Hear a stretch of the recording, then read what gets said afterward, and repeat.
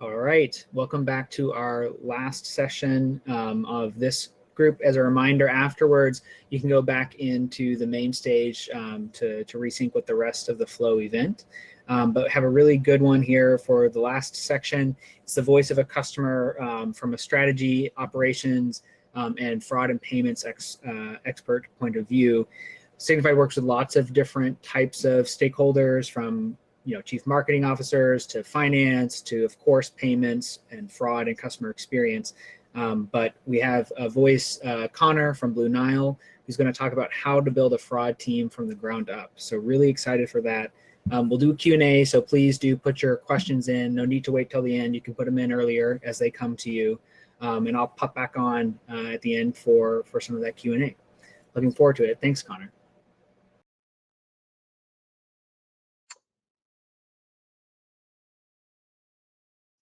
Hi, this is Conor with Conor Corkrum with Blue Nile. I'm the senior fraud manager at Blue Nile. I've been in the position for over 10 years. We're going to talk about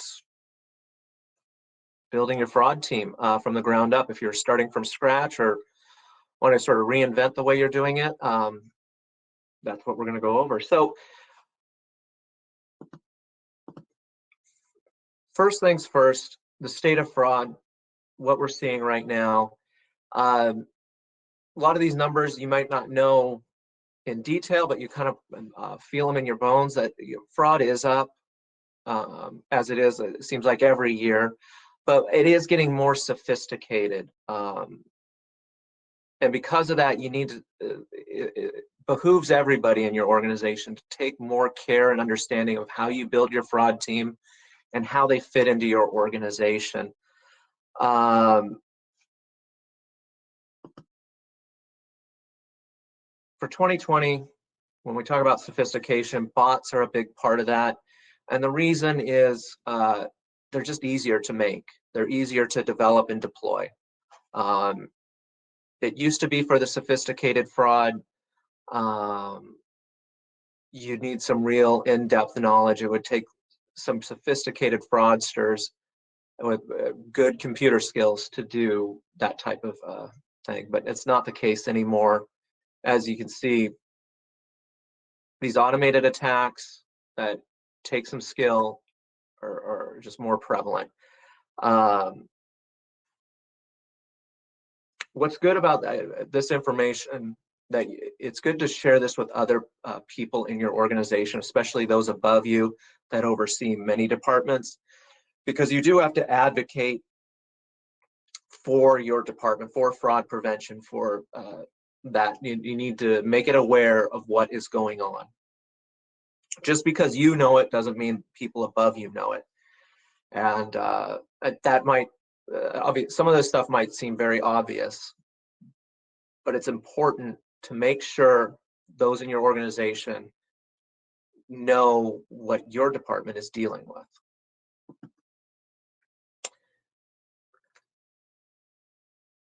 So this leads us into the bulk of this conversation, and that's how to build your fraud team, what you want to look for, where you want it to sit, and what you want out of it. And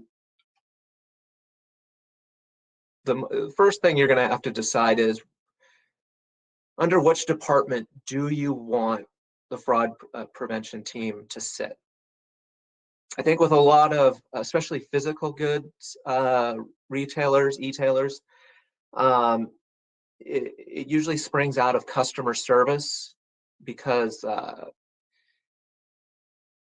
there's a customer contact piece to fraud prevention. When you're talking about trying to suss out if a customer is legitimate or not, that naturally fits into customer service. So that's a place to put it. I think with a lot of teams that have that, a lot of organizations that have that, you kind of will grow out of that at some point, because you'll always be, customer service is usually a bigger operation than fraud prevention, and it's hard to get the visibility within the customer service team. Again, that's organizational dependent. from experience, at Blue Nile, fraud prevention was under customer service. We moved it out of there years ago and actually saw much better traction on improvements and developments outside of customer service, but that doesn't mean it can't work within customer service. Next one, it would be finance. Now, the reason finance could make sense within your organization is because you're dealing with chargebacks. You're dealing with financial matters. You have to balance out the books in terms of the chargebacks you get from your processor and how you respond to those and all of that. There is a huge finance aspect to that. Operations is a real general word, but what we're talking about there is it would fit into loss prevention if you, again, it's more of physical goods retailer. If you have warehouse operations and physical retail logistics, fraud prevention can fit into that aspect because the concepts remain the same to limit the company from loss. So that from a philosophical standpoint, and give a sort of a department heft, if that makes sense. And then the other one would be your technology or IT department. This is one that probably doesn't feel as natural, but if you think about what you need to move forward as a fraud prevention team, a lot of it is going to be within the technology department, the things you need, the improvements that you'll need to fight the more sophisticated fraud, the connections you'll need to your third-party vendors. That's all within IT. So, and then we'll get down and talk about how you would hire and talk about how that would fit into if you were in those different parts. But customer experience, this really gets into how you view what your organization is good at and where you need some, where you need some assistance. I've always been of the opinion that fraud prevention, if it works perfectly, customers never see it. Customers never know about it. You should be doing all the work beforehand before you ever need to possibly contact the customer to suss out if they're legitimate. That's easier said than done. That's in an ideal. But you need to think about how you're going to contact the customer. Is it going to be your department? Are you going to have someone in customer service do it? Those mundane details are sort of important because that'll lead you to who you need to hire within your team for fraud prevention. The big aspect here that I spent a lot of time on is manual review. When and how. I think it's very, very important to not look at your fraud prevention representatives as just fraud prevention representatives, because they can be and should be more than that. They're looking at a lot of information. They're looking at a lot of customer orders coming through, fraud orders and legitimate orders. Depending on what your manual review rate is, quick rule of thumb is before you ever review orders, about 1 to maybe as high as 5% of the orders submitted on your site will be fraud, probably on the lower end of that. So when you're doing manual review, your reps are going to be seeing a lot of legitimate customer orders that just for some reason have flagged. Maybe velocity triggers, maybe some frequent addresses that don't make sense, but turn out to be legitimate.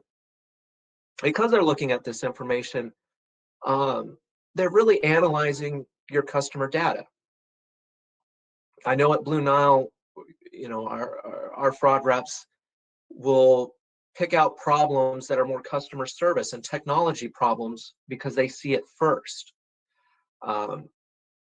You have maybe a problem customer that's returning too much, or you have an item that seems to be a problem that your merchandising team hasn't quite caught on to, a discount code that's not working the way it should. You know, because customers, depending on how you want to phrase them, if they're legitimate, but they will, if there's an issue with how you're running a promotion or a discount, they will find the problem within that. So you need to thinking of your fraud prevention team as more of a data analytics team will get you further. You don't limit them to just fraud review. It should be part of a broader picture of how they're looking at data and how they're looking at process improvement across the company. Because you really can leverage your people when they're looking at so much. And you have to decide then how much, you know, what fraud rates are you comfortable with? How much do you want to manually review? Those are very organizational dependent questions, but they're very important questions. What kind of customer experience are you looking for in terms of, you know, if you review more orders, exception orders, you know, what are you catching? Do you want to monitor, you know, what the returns are from certain customers? How quickly you want to catch problem customers who are returning a lot? That's one example.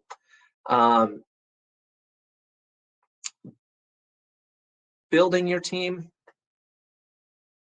you know, there's a lot of different ways to go about this.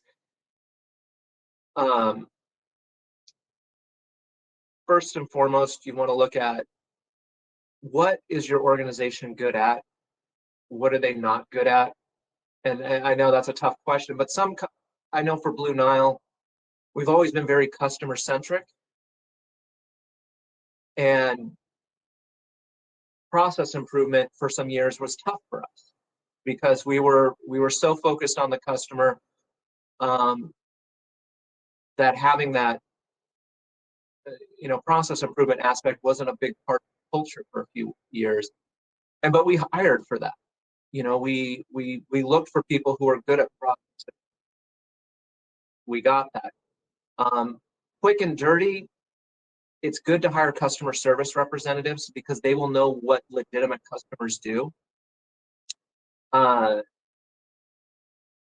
If you can segment out what your normal customer behavior is, you can then say, okay, this doesn't look right, we need to look into it. Your customer service reps can do that pretty easily. I would look for customer service reps if you're going to poach your customer service team. Look for ones that are, you know, I mean, again, it sounds obvious, but are highly detailed. Don't do many errors. Your customer service managers will know exactly who those people are, and they might be interested in a new career track. If you're hiring from outside, you know, in an ideal world, you hire other fraud prevention reps. Unfortunately, it's sort of can be a narrow field as compared to other fields.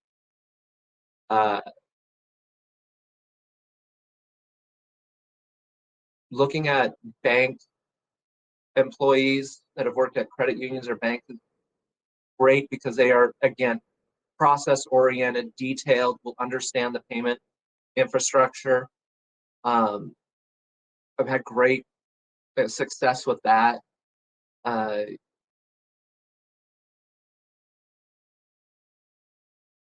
You know, you have to know what you can train and what you can't. Like I said, you have to be self-aware as a hiring manager, as the manager of your supervisor of your fraud prevention team, to know, you know, can you teach those soft skills? Do you want to hire somebody with those soft skills so you can teach the more down and dirty fraud prevention skills, or are you new in fraud prevention too, and you need fraud prevention people, but you can teach the soft skills? You have to really understand how that fits into your team, what you need out of your team, and what you can provide your team in an immediate point. I know at Blue Nile that I can easily train fraud. I mean, it takes some time, but there's some softer skills, the customer service aspect, which I know good customer service and bad customer service, but training it can be a little difficult. It's a customer service is a very precise skill that, you know, takes training. And that's why I like hiring, I put people off our customer service team, not everybody, because you need to have.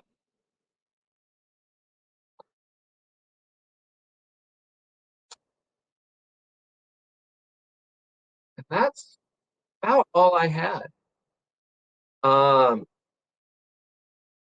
I see one of the, I jumped to one of the questions, what if for visibility, what's the best visibility in a department? I really think you need to go with finance. If you can have a line to the CFO, I think that's great because they understand the numbers. If you have X amount of chargebacks off of X amount of revenue, your success rate is this. The CFO understands that. I mean, certainly everybody in the C-suite understands metric, but your financial numbers really tell the success or not success of what you're doing. So if you could pick anybody, try to report to your CFO. That's such an interesting point, Connor, and I think I love the way that you frame this. These four things I think are really useful, practical, but also very clearly thought out framework for these types of questions.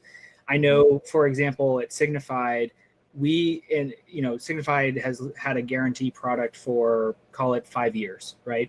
And our claims team, the people who are at the end of the journey of saying, we're going to reimburse the chargeback that we guaranteed for you, that team has sat under, I think, four different org structures. And I think, one was finance, one was ops, and one was customer support. And I think they flip back and forth. Yep. Today, they're with me, and we very much think of it as a product success. It's like this weird blend of, you have to understand the product, you have to understand the space, you have to understand customer success, you have to understand risk. There's so many things that you have to understand in order to do Kirsty's job, who we just talked about. And everything you described resonates with me so much. It makes so much sense. I bias you the same way you do towards finance. I always love talking with people, and in the finance folks, because ideally at an e-commerce place, they're working on strategy. They understand all the number pieces. They understand the trade-offs. Any other thoughts on that? I think this is a really interesting topic. So it depends on, let's say if you're taking on new payment methods, right? Where does that conversation happen? You need to be a part of that conversation. Who owns that? And so certainly your technology department's part of that, and your finance department. It's usually, and then customer service. At Blue Nile, finance is the ultimate owner of that process. If we want to bring on, I don't know, let's say Klarna in Europe. We're not doing that right now, but let's just say that's what we're doing. Customer service is part of it, technology is part of it. Finance is the ultimate one saying, yes, we can do this or not, because it'll fit into our accounting procedures. And so being a part of that, talking about, the fraud aspect of that, how that would work into your fraud processes, finance seems natural in that. But that's when I get to talking about your fraud representatives, they could do for your organization, because they do straddle a lot of departments, whether they like it or not, because of what they're doing. And utilizing that job knowledge to those ends to understand what your customer's doing, what's going on in your organization as a whole. These people are going to be able to tell you that. That's why a difficult choice between IT and finance, because in IT, you can have, you have people who know SQL. It can be a little more tech oriented in terms of what you're doing. I mean, Look at, say, somebody like Microsoft. I mean, they have a much different type of product set, but they view their fraud prevention people more, obviously, because they're a technology company, as technology workers. Yes. And there is an aspect to that. And so if this gets organizationally, like, what are you selling? What are you doing? You know, what's your modus operandi as a company? Again, I defer to finance because I'm a physical goods retailer. Mm-hmm. I like that. There's not a right and wrong answer. Yeah. Except customer service always will leave you with the short end of the stick. I think that's. I don't want to say that's a bad option because I'm sure there's lots of companies that do that, and it might work fine for them. I just, customer service, you're not going to get the traction. Yeah. If I'm going to be honest. Yeah, I think it's more the important thing is that you ask the question, right? That it's a strategic question that gets asked and answered.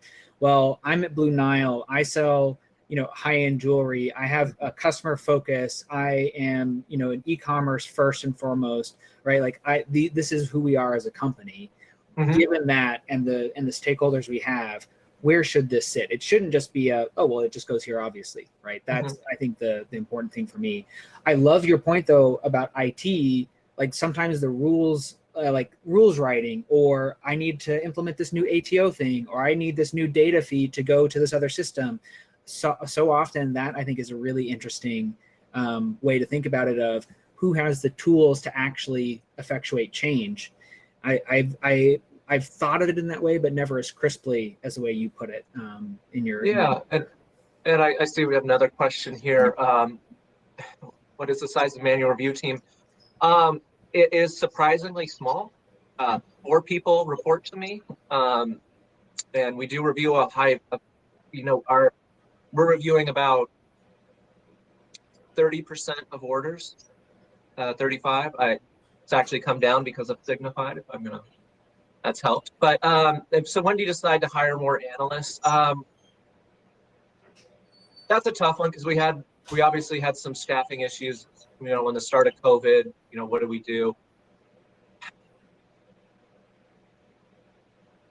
You have to look at the volume, obviously, of the orders you get in your growth rate, and factor in what your manual review rate is going to be and where you see those improvements going. I mean, I'll be honest, your people are going to tell you if they're not meeting their deadlines, if you do need a new person. We've had the same headcount for over a decade. I'll be honest, we've just slowly made process improvements with new tools and such like that to keep our headcount the way it is. Because fraud review as a percent or headcount of what else is going on in your company is a small part of your company. So when you have to advocate for yourself, you're really going to have to talk loud when it comes to that point. And what are you talking loudly for? Are you talking loudly to hire new people? Are you talking loudly to get some really new, nice third-party vendor to help you out? I'm going to be bluntly honest, when we had to get Signifyd, that was a long conversation where we had to make the case for a long time, and we finally got it done. But that was where we put our effort, is into getting a service to help us keep our headcount the way it was, not to have to grow our headcount just like, say, our customer service has to grow their headcount with the growing revenue. Right. It's tough. It's not easy. Yeah, that much process improvement, despite Blue Nile's growth, is just incredible, the leverage you've got. John has a good question. So to be clear, John, Blue Nile uses us for our scoring and insights product. And so just for that, they're not utilizing our guarantee where we're saying yes or no at this point. But so Conor, maybe with that background. Yeah, but we,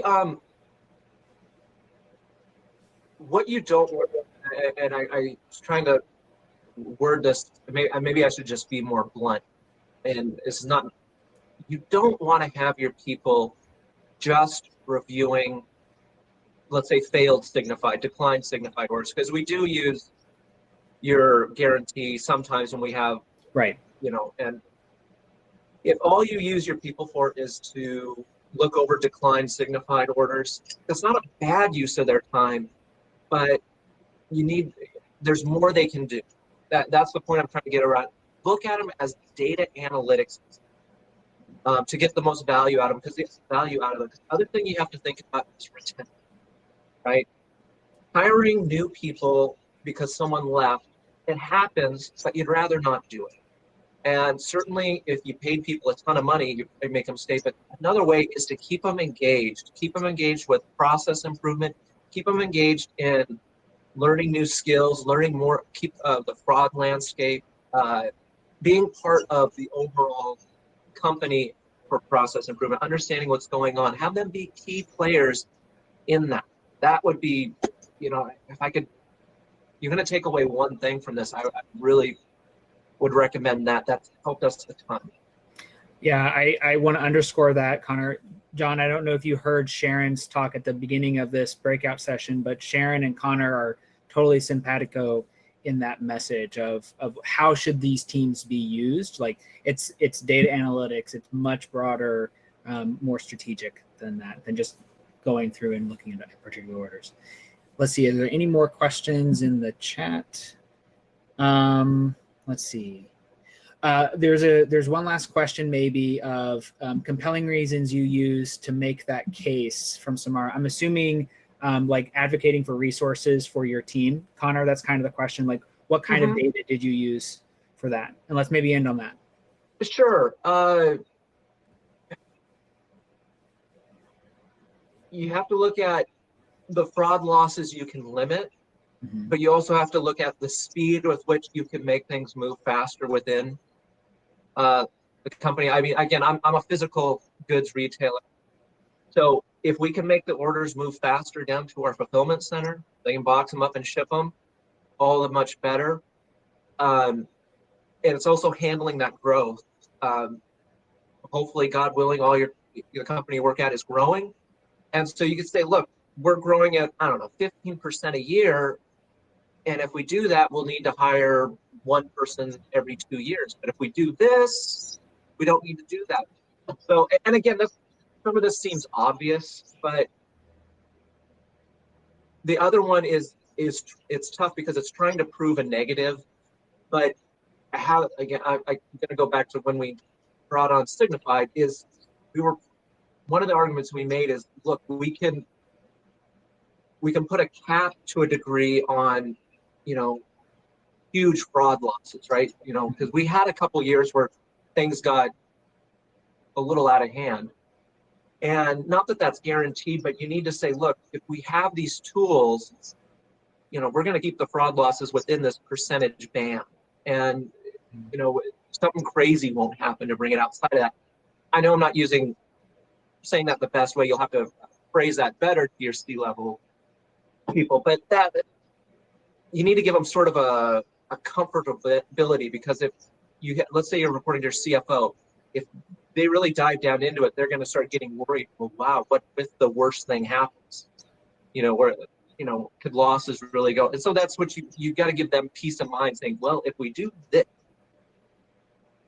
So, and there's a better way to word that, but that'd be my easy answer. I love that. I think that's right. It's what I heard was, hey, this is going to help us manage our losses better. It's going to help us keep our costs similar as we grow. It's going to help us meet our strategic operational needs with fulfillment and customer expectations. It's going to be what they want. And predictability is what I heard really for the finance org. That makes a ton of sense. And potentially unlocking more good orders on the top side. Yeah. All those can be really powerful levers, no matter which org you sit in. But exactly. Yeah. I mean, you're not finance. You got to convince. So again, we just want to give them comfortability. Let me help you not have to think about it. What a good way to put it. What a good thing to end on, Samara. What a great question. All right. Well, I think we are at time. Conor, really appreciate it. Great conversation. What a great framework for folks. Even maybe you've built your team and maybe you need to take a step back and say, goodness, did we build what our company needs? My company is different from Blue Nile. My company is different from Walmart. How is it different? What does that mean we should do? But we have some more great events going on at the main hall. So please move on over there if you have time, and love to see you.